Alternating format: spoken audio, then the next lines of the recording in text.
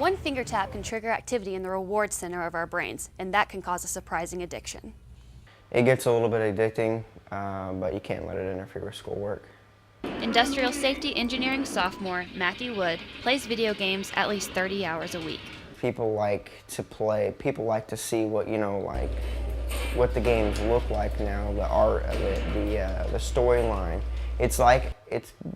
Some people view it as like a playthrough movie. Gamers like Wood can aid their addiction by visiting stores like Game Exchange and visiting with gaming experts like General Manager Otto Stevenson. Video games, probably since being the easier and more fun option, probably hinder like a college lifestyle.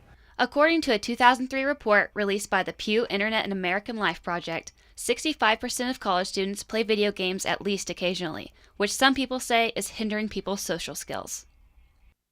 It's easy for an addictive personality like lose time, like if it's a lot of fun. Like it's pretty easy for certain games like maybe Grand Theft Auto or Assassin's Creed Black Flag. You can play for or just lose time for hours on end, and maybe some people don't even realize that they're addicted if that were the case. Shelia Kinnison, a psychology professor at Oklahoma State University, says constant gaming can isolate a person. I believe when one engages in behaviors that become addictive, it does take them away from other behaviors, so they become more isolated from others, they're spending more time alone, they're spending time seeking out the pleasurable experience from the addiction, and that can interfere with work, it can interfere with school, it can interfere with relationships. Kinnison and her students have conducted research about the effects of video games and relationships.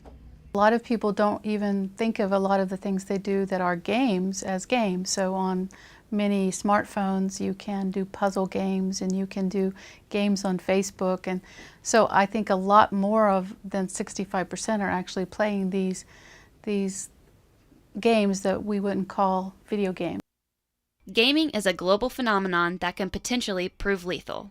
There are cases that I've heard about in foreign countries, South Korea, where there's a noted video game addiction problem. There are cases of individuals who played video games for such a long time in one span, perhaps they didn't drink enough, they weren't eating, that after several days of video game playing died of exhaustion. Just like any addiction, there are ways to cope with gaming addiction. Help would be counseling, maybe even rehabilitation stints, 28 days in rehab. But there are therapies that can help you find ways of replacing the addiction. For O State TV, I'm Jessie Ringgold.